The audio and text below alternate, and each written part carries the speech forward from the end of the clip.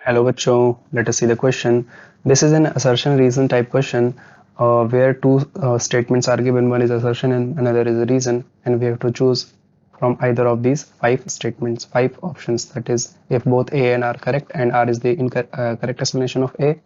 Option B is if both A and R correct but R is not the correct explanation of A. Option C is if A is correct but R is incorrect, and option D is if A is incorrect but R is correct, and last option E is if both assertion and reason are incorrect. So let us see the statements. First statement that is the assertion says Dumas method is more applicable to nitrogen containing organic compounds than Zeldol's method. ठीक है, तो अगर इस statement की हम बात करते हैं, स्टेटमेंट की वैलिडिटी की अगर हम बात करें तो यहाँ पे कहा गया है कि जो ड्यूमास मेथड है ये जेल्डॉल मेथड से ज़्यादा एप्लीकेबल होता है to those organic compounds which contains nitrogen. तो बिल्कुल ही करेक्ट स्टेटमेंट है। क्यों करेक्ट स्टेटमेंट है? अगर हम बात करें ड्यूमास मेथड की, ड्यूमास मेथड तो ड्यूमास मेथड क्या होता है? Is applicable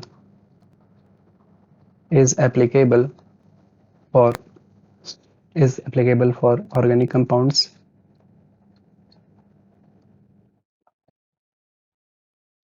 containing nitrogen. कौन कौन से ऑर्गेनिक कंपाउंड, जैसे कौन कौन से ग्रुप्स हो सकते हैं यहाँ पे? जैसे कि हमारे पास नाइट्रो ग्रुप होता है, ठीक है। हमारे पास और कौन कौन से हो सकते हैं यहाँ पे? जैसे डाइएजो ग्रुप हो गए, डाइएजो। डाइएजो में क्या, जैसे ये N2 जो ग्रुप होता है उसको डाइएजो ग्रुप कहा जाता है, ठीक। ओके, और क्या क्या हो सकता है यहाँ पे? जैसे कि हमारे पास क्या कहते हैं, पेरिडीन ग्रुप हो गया, मतलब पेरिडीनियम जो कंपाउंड्स होते हैं, पेरिडीन। क्विनोलिन हो गया, मतलब ऐसे भी जैसे हमने कहा कि नाइट्रो ग्रुप हो गया, डाइजो ग्रुप हो गया, साथ में ऐसे कोई भी cyclic compounds, ring containing compound जिसमें नाइट्रोजन भी इन्वॉल्व होता है, वो भी जो है ड्यूमास मेथड इजीली जो है वहाँ पे टेस्ट देता है, ठीक है। क्विनोलिन हो गया, तो ये सारे हो गए हमारे जो नाइट्रोजन कंटेनिंग ग्रुप्स हैं या फिर नाइट्रोजन कंटेनिंग कंपाउंड्स, वो ड्यूमास मेथड तो वहाँ पे वैलिड होता है। बट अगर मैं बात करूँ जेल्डॉल्स मेथड की, अगर मैं बात करूँ यहाँ पे जेल्डॉल्स मेथड की,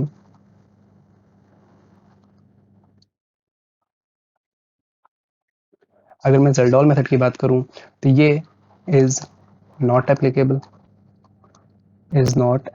और valid for these compounds, for these nitrogen containing organic compounds, ठीक है। कि अगर कोई भी ऑर्गेनिक कंपाउंड है नाइट्रोजन कंटेनिंग जिसमें अगर हमारे पास नाइट्रो ग्रुप आ जाए, डाइजो ग्रुप आ जाए, पेरिडीन कंटेनिंग आ जाए, क्विनोलिन स्ट्रक्चर आ जाए उसमें, तो उसके लिए हम जेल्डॉल मेथड का यूज हम नहीं कर सकते हैं। इस वजह से क्या कहा जाता है कि जो ड्यूमास मेथड है वो मोर एप्लीकेबल होता है nitrogen containing compound then compare to Kjeldahl, यानी कि पहला स्टेटमेंट हमारा करेक्ट हो गया, यानी असर्शन तो हमारा करेक्ट है। अब अगर रीजन की बात करें तो रीजन में क्या लिखा है कि Kjeldahl's method does not give satisfactory results for compounds in which nitrogen is linked to oxygen. तो ये भी स्टेटमेंट करेक्ट है, जैसा भी हमने देखा कि नाइट्रोजन क्या लिखा है कि nitrogen is link to oxygen. ऐसे कंपाउंड जिसमें नाइट्रोजन ऑक्सीजन से लिंक होता है, जैसे कि हमने देखा क्या है, NO2 ग्रुप, ठीक है। तो NO2 ग्रुप कंटेनिंग जो हमारे कंपाउंड्स होंगे वहां पर क्या होगा, वहां पर जेल्डॉल फेल हो जाता है, जेल्डॉल टेस्ट फेल हो जाएगा। वहाँ पे हम इस्तेमाल क्या करते हैं, ड्यूमास्टर इस्तेमाल करते हैं। तो यही यहाँ पे क्या लिखा है कि रीजन में यही लिखा है कि जेल्डॉल मेथड जो सेटिस्फैक्टरी रिजल्ट नहीं देता है, तो हमारा रीजन भी क्या है, करेक्ट है।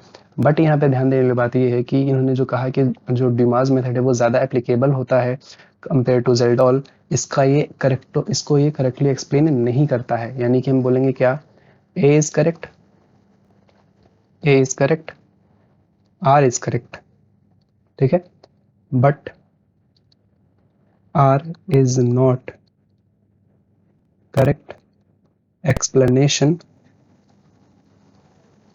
of A, ठीक है।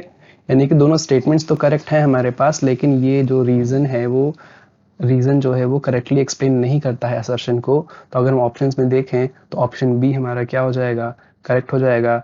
if both statements and reason are correct but R is not the correct explanation of A, यानी कि option B will be the correct answer for this question. I hope you understood. Best of luck.